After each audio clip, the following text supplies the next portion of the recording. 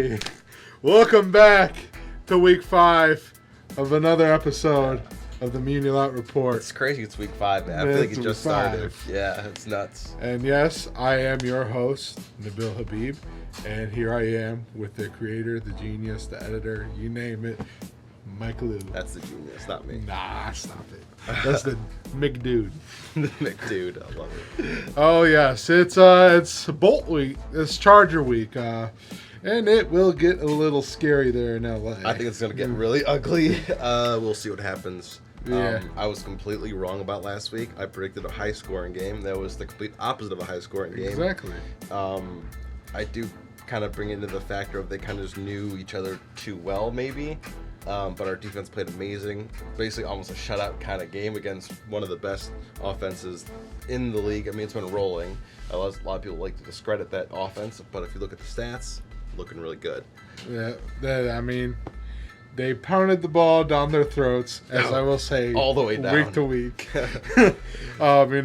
Nick Chubb went out there, had a quiet 100 yards, Kareem Hunt looking special once again.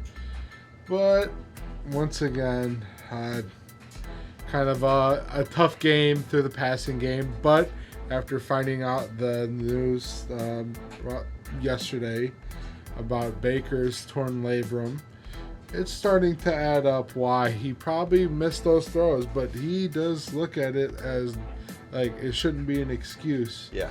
Which I agree, but it is definitely a problem. I mean, that game should have been a runaway if we just had a passing game.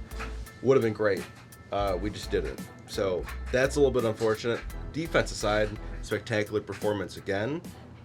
I think across the board, everyone did really, really well. JOK, another outstanding performance. Exactly. And Greedy Williams had a great performance. I couldn't ask for a better. First career pick. Yeah, and he's playing again this week because Greg Newsome is out again this week. Yeah. And we go into another week where injuries look to possibly plague the Browns again. The questionable list came out this week, and it's stacked. You got Denzel Ward on there, Myles Garrett, Jadeveon Clowney, Tech McKinley, Jedrick Wills, J.C. Treader. Tretter's usually on there every week. But yeah, basically. But I mean, it's it's kind of like if everyone's out, we're resting the entire starting squad, basically. Because I mean, it's a ton of people. Yeah. I'm kind of looking forward to seeing a little more out of James Hudson again this week. So I'm hoping that he gets the start or at least gets most of the reps. I really can't see, especially with Baker having the injury he has, to send out another injured player to protect his blind side. Yes. I think and that side of the injury as well. That seems more like a threat than, a plus. I'd rather go send out a healthy guy that can go out there and at least give his 100%, not 75%. And that's nothing against Jedrick Wills. It's hard to go out there and play with an injury. But, at some point you need to say, okay, I can't go out there and help my team playing like this. And I think we've seen that a lot in the last couple of games where there's a lot of penalties. He's getting beat off the edge, which I think that's where a lot of the pressures are coming from. It just seems that he can't get going. You go back and watch a lot of the plays he gets beat on. It's that second move, and they cross his face. It just seems like he can't step in and finish the block. I think they're going to obviously utilize that, deficiency on our offensive line, and depending on where Bosa lines up on, which I think he's going to line up on that side for a reason, either go against Hudson or Hands. Either option here is not a great or ideal scenario, but I think that's going to be a big factor. Bosa is going to be a big factor in this game, although they are one of the, I think it's 29th in the NFL for rush defense. So we can really utilize that. Pass defense is a different story. So I think this will be a run game, even if Baker was 100% healthy. Yeah, so, I completely agree with you. So going forward here, I think really it's going to come down to, can we run the ball? Can we, basically try to block? Bosa, and I think it's going to be a lot of screens, and I think it's going to be a lot of running. And I think really, I mean, stopping Justin Herbert's going to be very difficult. Austin Eckler's, I mean, he's had a great season so far, and I mean, they have a ton of really talented players. You see, Cook is becoming a really nice option as a tight end for him that he's been able to throw to and get a couple touchdown passes. They are giving up about 180 yards rushing, but they were able to shut down Josh Jacobs this past week on Monday night. But there's a different animal coming into town. Yeah. Josh Jacobs is good, but he's no Nick Chubb, and he's also no Kareem Hunt. So this is an offense that is able to mix up run schemes and kind of just take it to you. And being able to run the ball like they do, they'll be able to take Joey Bosa out of the game. But I do think they're going to simplify the offense a lot this week, given that Baker has that injury, and you know they're struggling in the pass game, and they're going against a better pass defense this week. So I see them simplifying it a little more. They might stack the box a lot, but that's what we do play action for. I don't think Baker's completely gone. I mean, he still made a couple good throws this past week, and it's not completely gone where it's like, okay, maybe he can't play. I think he's struggling more with the deep ball than anything, because I think that's where he missed most of his passes downfield.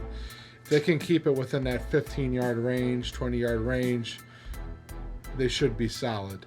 But as far as the defensive side goes, it's going to be a lot of, mixing coverages.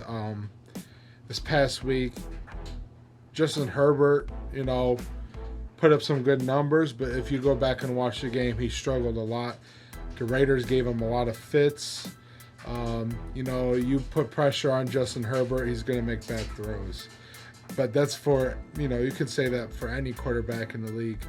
But being able to mix coverages, pre-snap looks can really mess up, a game plan for a young quarterback. And young he is, obviously. It's only his second season. Yeah. I think it's a little bit different to say you're doing that to like Aaron Rodgers. Yeah. He's seen it before, and he's seen a lot of things compared to Herbert. But I think then again, we have a ton of people that we're gonna have to, this defense is gonna have to be really good on all levels. And I think if the defense does a good job like they did last week and the past few weeks, I think that's where we win. If we can run the ball and play really well on defense, we win. And also, I think we are gonna kind of break it down, simplify the offense for Baker. But I think we're gonna get more creative on the offensive side, using other players. A lot of sweeps. I can see Odell doing a few more of those that we've seen the past few weeks. But I think we're going to use a lot more Felton, and I think we're going to start to see a little bit more, opening up that playbook, because a big aspect of the deep ball is in question. So I think that's where we're kind of have to see a little bit different schemes for this week, just solely based on Baker's injury. But I think this week is going to be a true sign, a true test for our defense. And I think that's where I'm the most excited to see, because I think the offense is going to be very rough to watch again, unfortunately. Yeah, I think a lot of our problems come from the inconsistencies of both sides of the ball. In the first 2 weeks, you saw the offense look really good, but the defense was lacking. In the previous 2 weeks, you got the offense slacking, but the defense playing, lights out. Not even giving up double digits in points. They shut down one of the better offenses in the league. You didn't see much of Dalvin Cook. Granted, he was injured, but he was still out there. You didn't see much of him. Adam Thielen was very quiet. I think the only one that had a great game was Justin Jefferson. Tell me about it. I played him last week in fantasy. Yeah. I played against him too. Yeah. He had some good numbers. I mean, not great, but I mean, it was still. Oh yeah, but you look at that first drive, you're like, oh man, here the defense not going to show up. Well, it was only one drive. Yeah, and after that, I mean, they didn't score any other points. Minnesota had nothing going for the rest of the game. They barely got past the 50. Exactly. We feel the same way that we did last week about this Minnesota offense as we do as the Chargers offense. And it might very well be the same case on Sunday. We might get to the quarterback and prevent those big numbers from happening. They definitely have some weapons on offense that, can really steal the show. And both Williams and oh my God, Keenan Allen. I know. I don't know why. And then you have someone like Jared Cook, who's always been a very productive tight end. He was a staple with the Saints. No matter what years. No matter what team he's on, he's always been very productive. He's a good addition to that team. He had a very good game on Monday against the Raiders. And then, having the young quarterback and Justin Herbert, who can basically make throws on any part of the field if given the time. And then you have Austin Eckler, who is a dual threat running back. He had another great game. He's been running the ball very good. He's great coming out of the backfield, catching passes. But, I feel like that's something that the Browns really saw last week against Minnesota. Two good receivers. Exactly. Very good back. Right. So they're capable of taking away, the best players and, sticking to their guns and playing their game, not allowing the offense to take control of the game. So as long as you can take one aspect away from this offense, I truly believe you can go in this game and win. But you know what? Not even win, but dominate. If you go in there and you take away the pass game, they should be able to come out of this game with a big dub. Do you have any Cowtails players of the week, by the way? That's what I'm wondering. I sure do. Going into this week, I think it's going to be a big week for the safety room. You're going to have Ronnie Harrison, John Johnson, and Grant Delpit. They're going to have their hands full going against these receivers, a lot of double teams, single high. They got to be able to control this defense and, help out whenever there needs to be help. Because you're going to see some big receivers, Greedy's going to have some trouble with Mike Williams or Keenan Allen. Denzel's a little banged up. So we're looking to the safeties to be that key to the secondary. So I got to give a cowtail to each. So all three Cowtails. So those are your three players. Not all three, but one for all three safeties. Okay, so you're tossing them a Cowtail. Yeah, they gotta split it three different ways. What's the second? Who's the second one? I'm gonna say Anthony Walker. Coming off an injury. Okay. I can see that. He's that captain of that defense. He keeps things together. He calls the plays. He's got that green sticker for a reason. He's a very smart player. And that's a position that's been key for this defense in the past few weeks. With him out, Malcolm Smith really took a step forward. You've seen more reps out of JOK, and he's been playing the lights out. Number one linebacker in the NFL, which is awesome to see. That's rated by Pro Football Focus, and the number one rated rookie in the NFL by Pro Football Focus. So that's a big step there. You bring back Sione Takitaki, who made a lot of plays last week in the run game, which is exactly what he's here for. That's one thing. He is a very strong point in this defense when it comes to stopping the run. I'm a big fan of Takitaki. I like Takitaki a ton. So I mean, from the second, I mean, I liked him last year, but the second that he had that Carson Wentz interception to the house was last year. Yeah, it was awesome, and I'm like, this dude's awesome. And then my final cowtail for player of the game. I'm gonna go ahead and hand it to Austin Hooper. Okay. I'd love to see it. I know it's. I'd love to see it. It's a stretch. He's been very quiet, but I really feel like there's been a lack of getting the tight ends involved in this offense. Being able to take away that, not having that deep ball 100% right now. You need that safety blanket that's been lacking without Jarvis Landry out there. So you need to get it to your big tight end that can go out there and be a sure hand catch for you, across the middle, get you the first downs when you need a first down. But I think he'll be playing a lot more since Njoku is actually on that questionable list. Yeah. So maybe you'll see a lot more of him, getting a lot more snaps. Which, I mean, he's a starting tight end, obviously. But I think, without that kind of like flux between Njoku and Hooper, I think we're going to see a lot more to Hooper. Right. So I'm really looking to see if Austin Hooper's going to come out and have a good game this week. I feel like he is definitely due for one. Yeah. 6 catches for over 50 yards and a touchdown is by far enough. You don't need much more out of him. He just needs to go out there and make the right catches.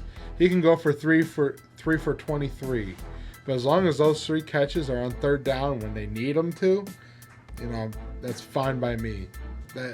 Sometimes it really doesn't matter by yardage and stats and stuff like that. It's when those stats are, If we got out of this week 4-1, I don't give a shit about who played well. I just want to get this win because I think it's going to be a very tough game. Speaking of that, let's get into some results. Well, I want to say this to start off. I think this is a must-win for the Browns. Yep. This is a tough team, a tough young team in the LA Chargers. They're definitely going to be fighting for a playoff wild card spot.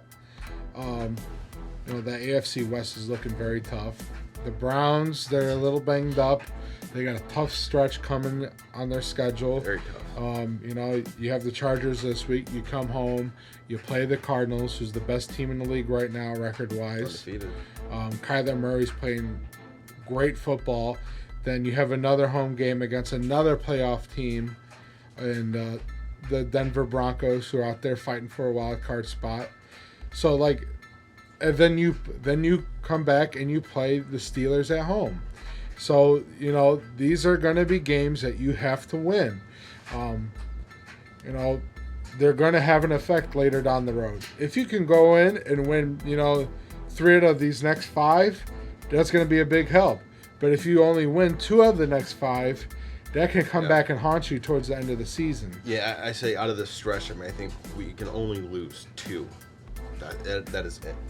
If we lose any more than 2, there's some issues. Right.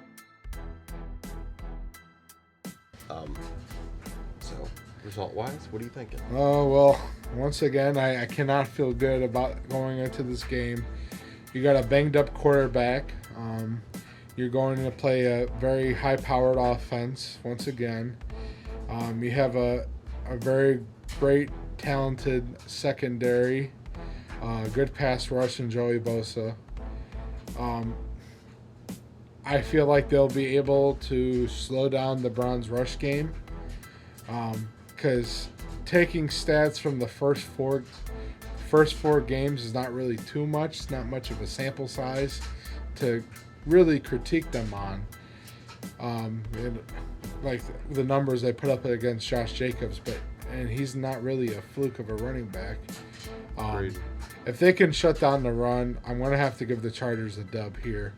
I do not like giving the Chargers a dub here, nor do I ever want another team other than the Browns to win in this scenario. But, going on the road in a game like this, you got everything backed up against you here. So I'm going to have to say it's going to be Chargers 24, Browns 20. Okay. I'm kind of in the same scenario. I think Bosa's going to kind of be placed over, Jedrick Wills if he plays. If not, Oh, Hudson he's going up against whoever the left tackle is. I know, which is so unfortunate. I hope he doesn't. But I think that's going to be a really, really big factor in this game. And I think we're going to miss Jarvis Landry more than I think any of us thought this week. Yeah. Especially since they said those 10 to 15 yard passes are so vital. And that's Landry's game, and because we can't throw it far, I think we're gonna have a struggle with it, and I do think, unfortunately, and this is the first week that I've done this, but I think the Chargers are gonna win this one, 26-23. I think it's gonna be a good game, but unfortunately, I think I really hope the Browns prove me wrong. Because I certainly hope they prove us wrong. It'd be incredible. I'd rather be wrong than right at this point. I'm just being truthfully honest. Yeah. But how awesome would that be? Because all the hype is around the Chargers right now. Oh, so to see the Browns, they're 2.5 point favorites right now. They are, yeah. But to see, everyone nationally has been saying how great the Chargers. They've been all over them. So to have the Browns, if they can come out there and just mop the floor with them, or even just come out with a win, doesn't matter how much. I think that would just really shut up a lot of people. And I think, this week you've seen a ton of it. I was talking about Baker this, and it's like, even Bart Scott is saying, he's so replaceable. It's like, dude, get out of here. I think we should really just, cool the Jets. And if we win this one, I think we can just shut up a lot of people, which we've been doing for a long time now. How big of a game this would be for Baker to win. Exactly. If he came out just firing, amen. After a performance like last week, and after all the critics came out this whole entire week, it just seemed like, whenever you were listening to the radio, it seems like, they're tearing Baker apart. Yeah. For one bad game, he came out. He's been pretty damn good this year. Yeah. The takeaway last week, nobody's looking at the 80% completion rating for the first 3 weeks. They're not looking Which at... drops down in the 60s now. Everyone's saying how, mediocre he is. Man, it's crazy talk. You know what? Right. Browns fans know, and I feel like all these people just watch, the NFL highlights of the game that they post on their YouTube channel. But that's it for this week. Yep. So I will say one final thing. Pump the brakes, Browns fans, because Baker's coming this week, all right? Last week was a fluke, I'll say. So thank you once again for watching the episode 5 of the Muni Lot. And I will say this. Go Browns. Capiche.